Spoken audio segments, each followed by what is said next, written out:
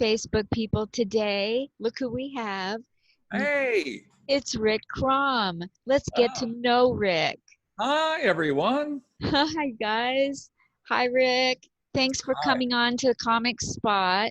Oh, well, my pleasure. My pleasure. You're a legend. Thank you. This is where the Army veteran gets to vet veterans of comedy, because I'm not a veteran, you are. Oh, well, you stick around long enough, you're a veteran. Right? Let's talk about your life. You do everything. You act. You have taught comedy. I know people have taken coaching from you. I You've been on, just taught a class. I just finished a class 15 minutes ago. really? Yes, Great. yes. I'm doing, yes, that has been a business of mine for the last 10 years out of the Comedy Cellar and a few years before that. But yes, I have group classes and individual things. And I, I work very, very diligently on things like structure and performance, things that you don't necessarily know unless somebody tells you. I mean, you can absorb them over time. But anyway, yes. So That's awesome. Don't rush through that. I need that kind of help. yeah, How well, expensive are you? I mean, how valuable are you? I like the way you said it the first time. Uh, well, our normal class used to consist of, and by the way, I had like these returning student classes and the from the ground up, very beginner. I don't know anything about doing comedy classes. I've had those as well. Well, generally we would do 5 classes. This is in person, and then a showcase, which we would video. Then we would do a 6th class to watch the video, analyze, make more adjustments, things that happen during a performance that you really couldn't anticipate. Things, and then we would do a second performance on top of that. You know, so Wonderful. it was a very comprehensive kind of introduction to stagecraft and comedy writing that you could use as you went forward, or apply to whatever career you have. So that was our regular thing, and I would sell that for $450 per student, which was pretty good. But now I'm doing it for $350 for these online classes, which, by the way, seem to be working out very well. Great. People have adjusted to living life online, Uh-huh. and the work is all the same, other than it's less physical. You can't really stand, but you can do all of your acting choices, the way you're doing something, the subtext with which you mean things, all of that vocal inflection is all the same. So in terms on the performance side, and then all of the writing and structure is exactly the same. Actually, it's a little easier because I can do a shared screen and we can put the text up, and I can highlight it now, so I can say, see, this one here is, this section here needs to be moved down here. This is redundant here. You've got your punchline where your setup should be, and all of those things. So yeah, they seem to be doing very well, and so I'm filling up another round for July. You just go to comedycellarclasses.com and hit, or the Comedy Cellar website and hit classes, and it'll take you to me, and I'll send you all the info. Anyway, there's my commercial. Thanks for the plug, Linda. Please plug everything you want to plug. No. Everything, but, well, not butt plugs. I'm not into that, but No.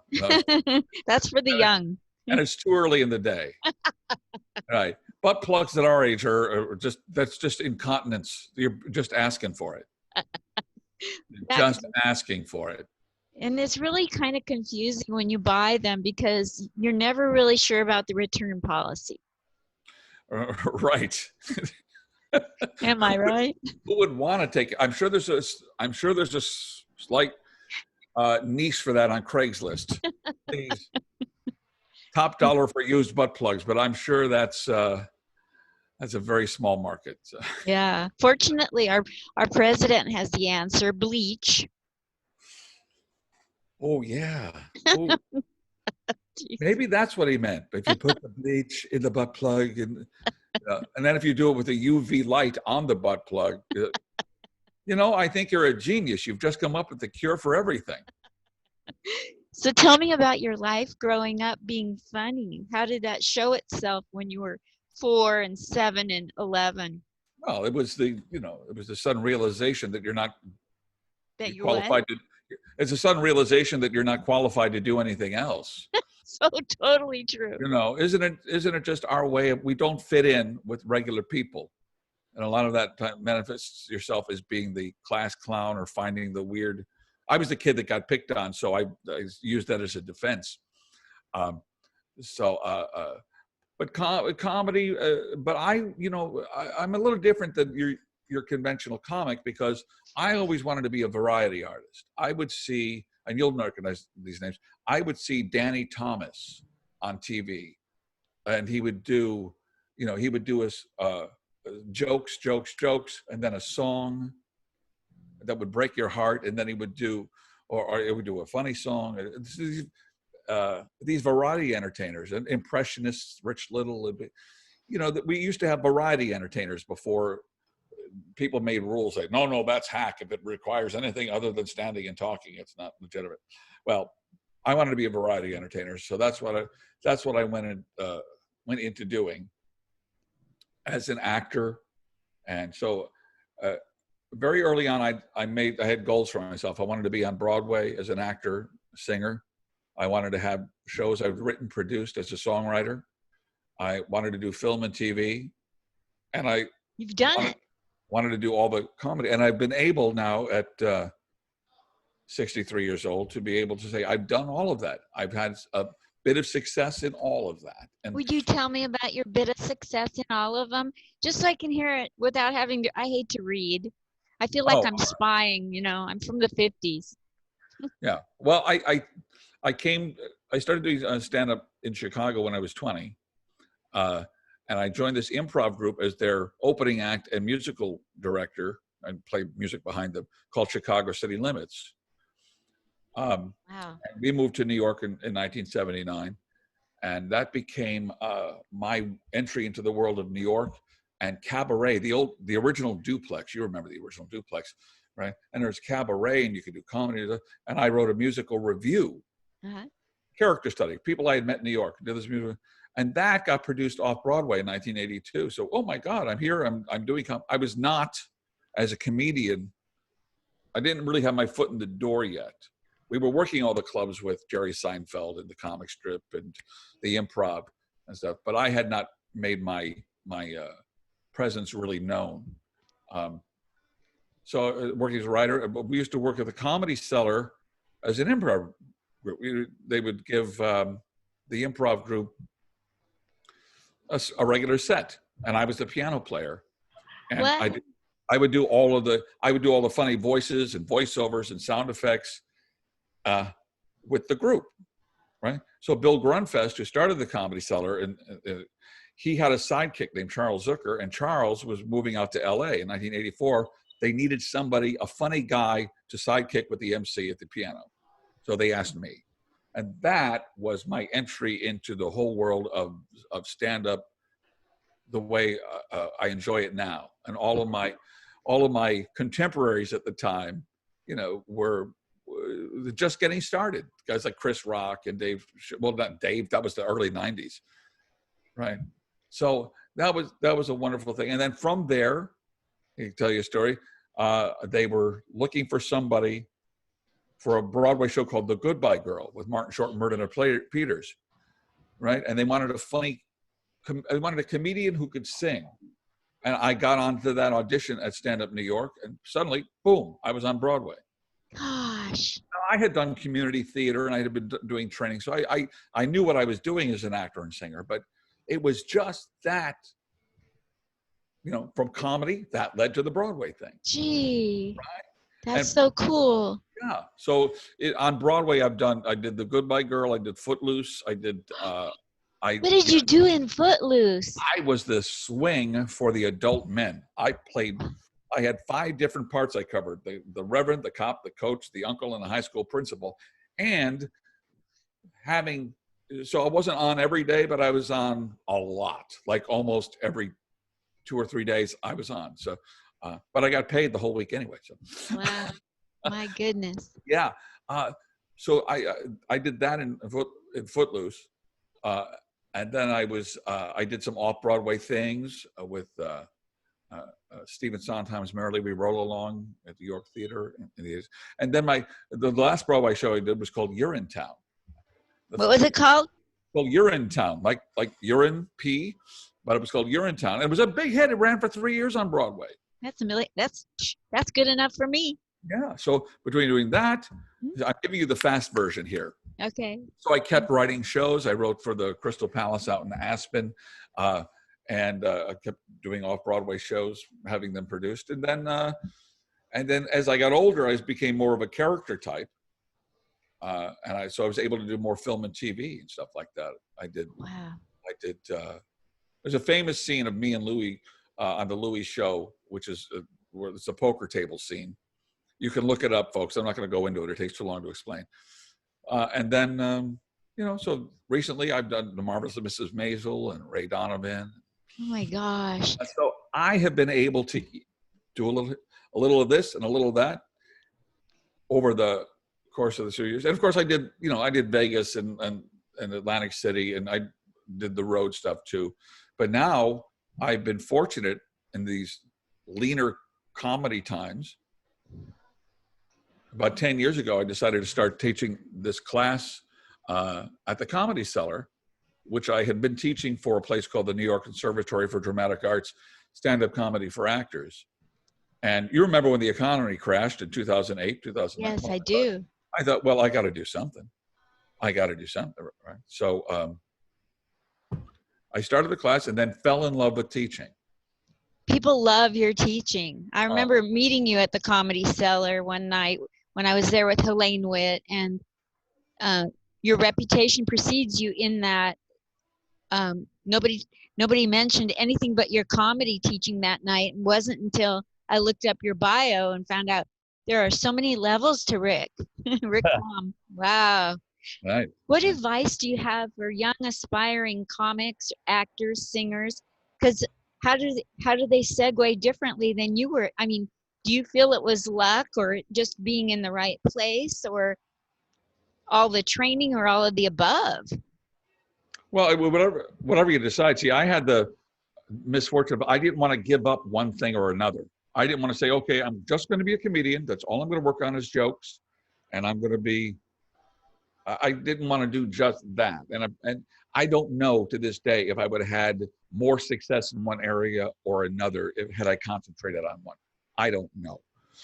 All I know is that you have to be prepared in whatever thing you're pursuing. So as a comedian, let's say you want to be a comedian. Well, write every day. Write, learn about structure, emulate, or not emulate, but watch your favorite comedians. The people talk about finding your voice. Well, you'll find that eventually, but be prepared. Be as good as the best person you want to emulate. When you first start, just keep writing every day. Just know that for every 3 jokes you write, you might get one good one. For every 4 jokes you write, you might get one good one. Right? So accept that it's a numbers game. Learn structure, learn performance, and then so you have to be prepared and also come from a point of view. Whatever you do, have a point of view.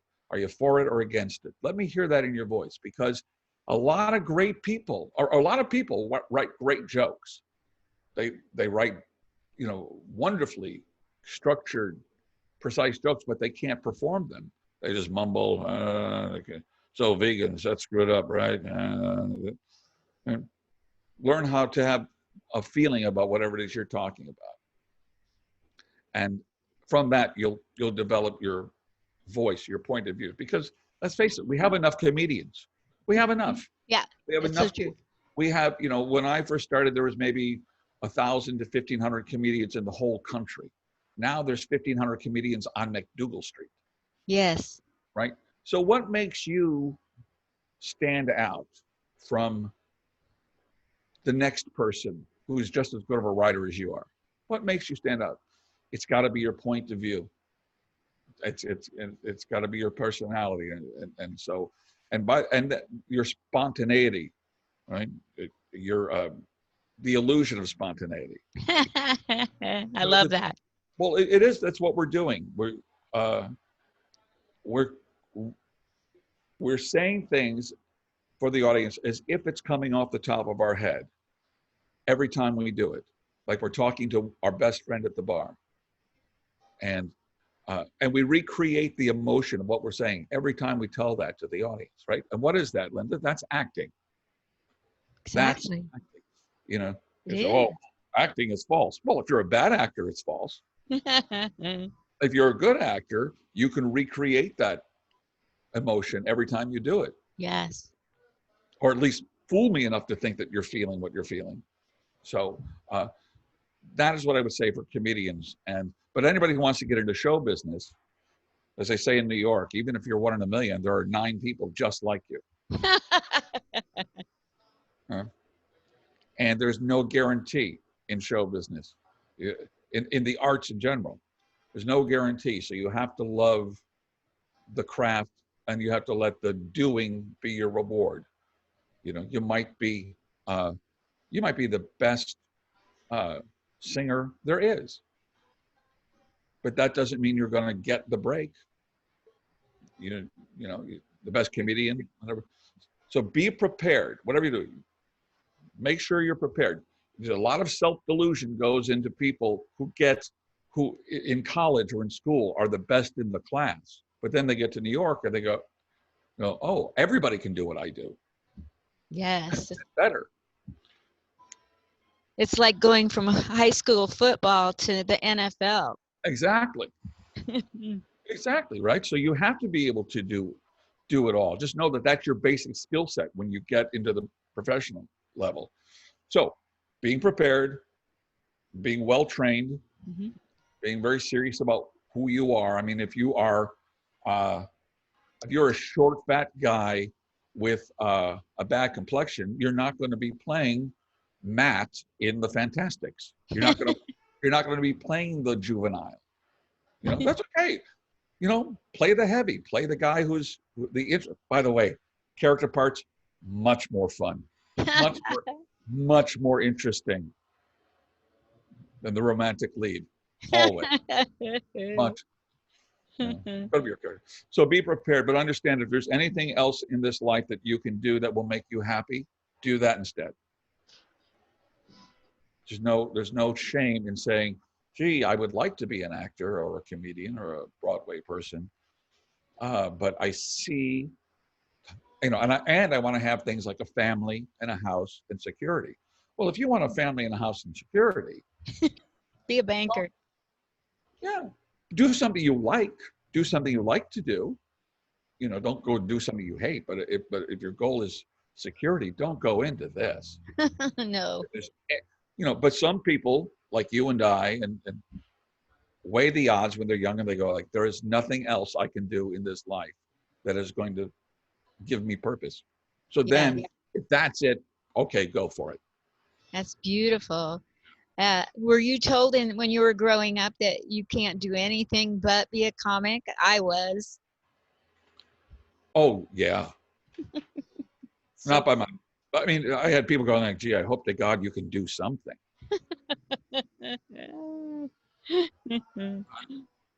did you ever go back and do comedy at your high school reunion, Rick? I think I've been put in that position. I have been, where, not to be the comedian, but to be the MC, you know, of the event and things like that. And that's, you know, Of all of that, all you've done in all of your career, what's been your favorite thing ever to do? that's my problem. I can't decide.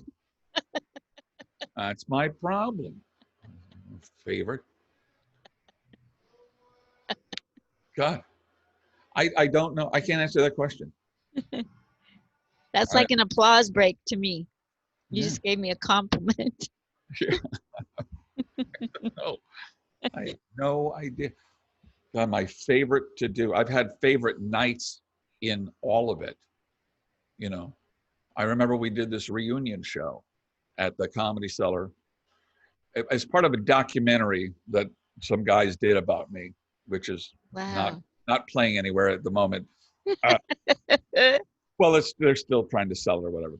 You know, it's like, who is this guy who does all these different things and you've never heard of him? Kind of a documentary. It's called Oh Rick. Anyway, as part of that, they decided they would do a reunion show of some of the original uh, acts there. So at this reunion show, you know, on the show, and I don't know everybody who's going to be there, Mhm. but we have, well, Bill Grunfest comes back from LA, and we're hosting our show like we used to do we hosted together from 84 to 91 when he went off to LA to be head writer of Mad About You. So it's him and I, and then we had Alan Havey, one of our old regulars, and then Ray Romano immediately said, I want to do this. And we had Mark Cohen, who was fantastic. And then we had uh, Jon Stewart showed up. I hadn't seen John in 20 years. Okay. Jon Stewart and Louis C.K. and Colin Quinn. Jeez. And then Greer Barnes closing out the night. I mean, it was like, how remarkable is it? And they're all here for me, Wow. which was, you know, Sounds like the cast of It's a Mad, Mad, Mad, Mad World. it really was. Wow, that's amazing. You know, That's and really then, cool. yeah, and then have nights in, you know, when you're killing like on a stage in Vegas, and I remember doing curtain speeches for the Broadway shows I was in. Urinetown mostly, where, you know, we would do the charity speeches at the end of the show, and we had one for the Actors Fund. And for some reason, I was supposed to give this little talk at the end, which is like a standard thank you for coming, and this is what Actors Fund does, and blah blah blah. So of course I wrote jokes in there. Sure. Well, all right, so I have a Hospital of Actors, and I started going into these jokes about the Actors Fund, and I was crushing. I was killing. I mean, I was looking, and there are people like, and these weren't fantastic jokes, but they were just right for that crowd, for that moment. And they're screaming. And then something came over me, and I just said, sure, Nathan Lane does this. He's a genius. I'm making scale. Scream, cheers. I thought, like, this is the best night of my career right now. That is so cool. Oh my gosh, what But, a great story. And and there's probably 100 more great stories I'm not remembering at the moment, but those two. Opening night of a show that I wrote is always a fantastic thing, right? Opening night of my show, Musical the Musical, which ran for 10 years. That was yours? That's right. Yes, that was mine. Wasn't Dr. Seuss? Dr. Seuss? No, that's Seussical. That's the thing called Seussical the Musical. You're talking about. I wrote a show, songs and sketches about famous people, famous. I'm teasing people. you. Oh, you know. Oh, I'm sorry. You're teasing me. Teasing. People have made that mistake before. Oh, sorry. So it was called What in the World, and then it moved off Broadway in 2004 as they changed it to Newsical, N-E-W-S, the musical. And then we've had several productions of that over the years, and the last incarnation by Tom Dangora ran 10 years. So wow. Opening night of a show that you've written is always an amazing thing, because you're not the star of it. You're just the person sitting in the back going like, oh, yeah, okay, oh, they like that. Wow. So I think writing and seeing your own show, you know, take off the first night would be the equivalent of a man giving birth. Yes. I get it. Well, you I know, can relate.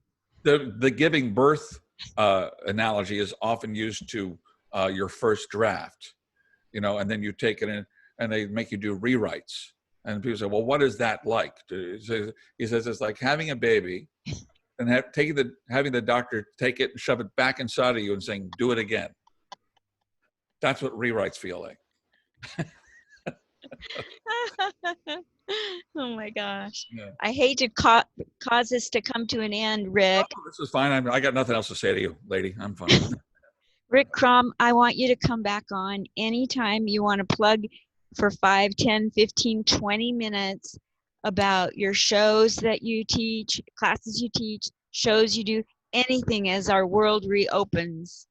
Well, thank you very much. And just folks, if you want to come and take a class with me or find out what it's about, just go to the Comedy Cellar website, hit classes, and we'll tell you all about it. And do you have anywhere special on the internet where people control you? No, that's it. That's it. I've got rickchrome.com, but I don't have, I'm not a social media whore like that. I barely have to, I'm still working on my taxes from 2018. I don't have time to put up social media. You and I are opposites. No wonder I like you. Thank you, Rick Crom. Have a great you, day in Linda. New York. Stay safe. I am. You as well. Thank you, Rick. Bye now. Bye-bye.